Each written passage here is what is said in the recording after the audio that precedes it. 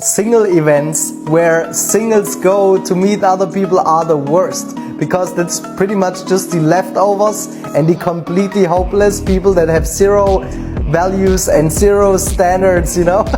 They just go there in hope that they find someone that they can date. You know, single groups, single Facebook groups, single markets, dating apps, like all of these things are where the singles with no standards go to and never get anything. That's the worst place to meet high quality women. Is dating today, in your opinion, harder than it's ever been? I was friends with my boyfriend before we started dating, and I feel like that's a more natural transition than like seeing features on your screen and trying to make a decision based on like a list of things. People just try and avoid things because I think they're scared to say things straight up. One red flag and you're kind of like, oh, I could go find somewhere else. You don't need to have one person when you could have like 5. Honestly, I don't know. I've had really bad luck. So everything. Like, I've been treated like shit. I think a big part of it is because of social media. People see a lot, they exposed to a lot. They're always looking for better. Everyone is always looking for the best thing, and they always think something else is around the corner, and you almost have too much access to too many people. Attempted going to a singles mixer in downtown Phoenix. The ratio of men to women was way off. We left after maybe 40 minutes, but hey, we tried. Okay, I'm confused. What happened to strong, independent women don't need no man? As a result, it turns out that all of the preparation and excitement for the major singles event were misplaced. After spending money on a fabulous night that didn't happen, and there were no men there, women are asking for refunds. They were left staring at each other and the confused organizers after weeks of meticulously planning outfits, perfecting makeup, and imagining the night. The harsh reality is that men no longer bother going to singles events. These events are now little more than overpriced ladies' nights, with a side of disappointment because they don't want to participate in the ruse. I'd love to see a real-life recording of what happens at these singles events to understand why men avoid them so much. Truly, men understand what they're strolling into, a room brimming with extras who couldn't land a person differently. Let's face it, they also have a similar perception of women on dating apps. Men have numerous excuses for avoiding these occasions. They are now nothing more than a joke and a waste of time in a world where men queue up to be rejected one after another. Similar to online dating, but with the added benefit of spending the evening with someone in person, men are sticking to the old-fashioned method of meeting women, organically, where they are not made to feel like they are on display at a bargain bin sale, because they are fed up with the constant disappointment. Men's perceptions of themselves as average and dependent on the women in attendance at singles events are one of their biggest detractors. These occurrences are a nightmare for a man who regards himself as highly valuable. Men were able to meet their future wives at singles events once, and those women weren't leftovers. They were simply using a practical means of meeting men. Now then, since modern women have a plethora of options for finding a man, if they continue to attend these events and strike out, it's pretty clear why they are regarded as leftovers. Let me give you a clear picture of the women who attend these singles events. They don't have many options, but they still think they can be picky. At these gatherings, men face a level of rejection and humiliation that is truly unparalleled. Women enter under the false impression that they are deserving of meeting the standout, the best guy in the room. Now, picture a situation where there are 8 women and 6 men, and almost every woman is only interested in 2 of the men. What happens to the other people? Despite the fact that these women rarely merit a second glance, they still believe they are deserving of the best man. Imagine this scenario.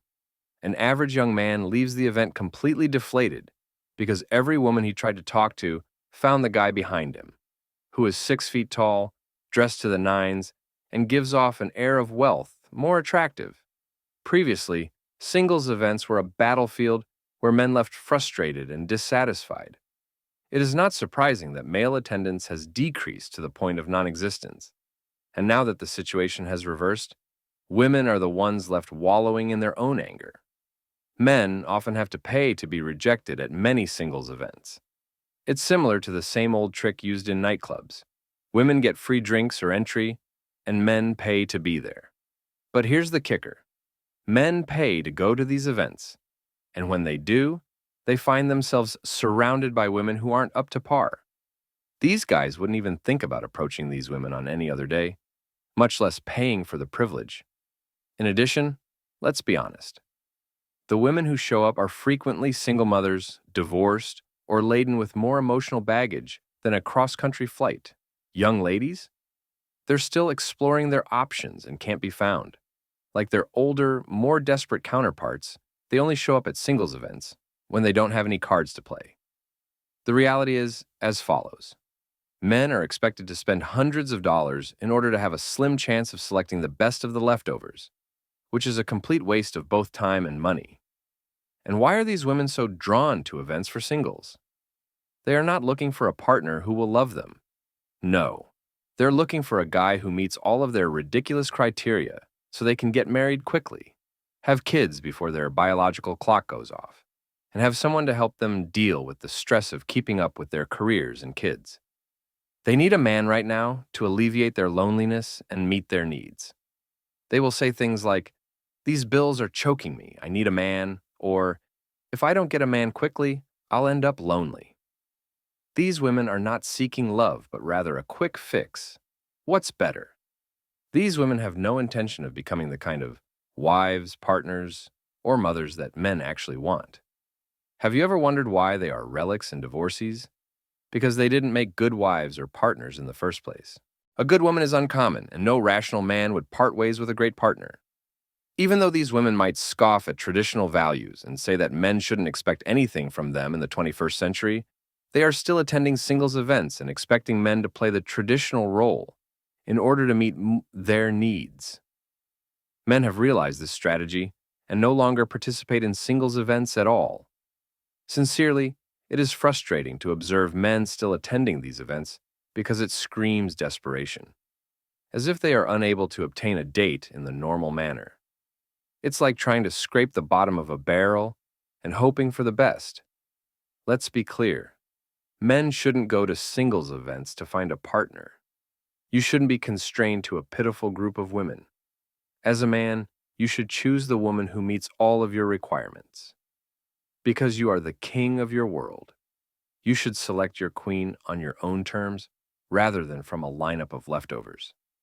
When you go to singles events, you have to sort through what's left, and even then, women who have the nerve to think they're the prize might reject you and treat you poorly.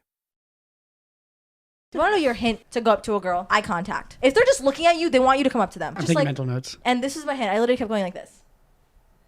And we made eye contact, I swear to you, like maybe 8-9 times. So that was my hint, like come up to me, like I'm obviously think you're cute or something, right? Did not come up to me, and I was like, basically all right, read her bummed. mind.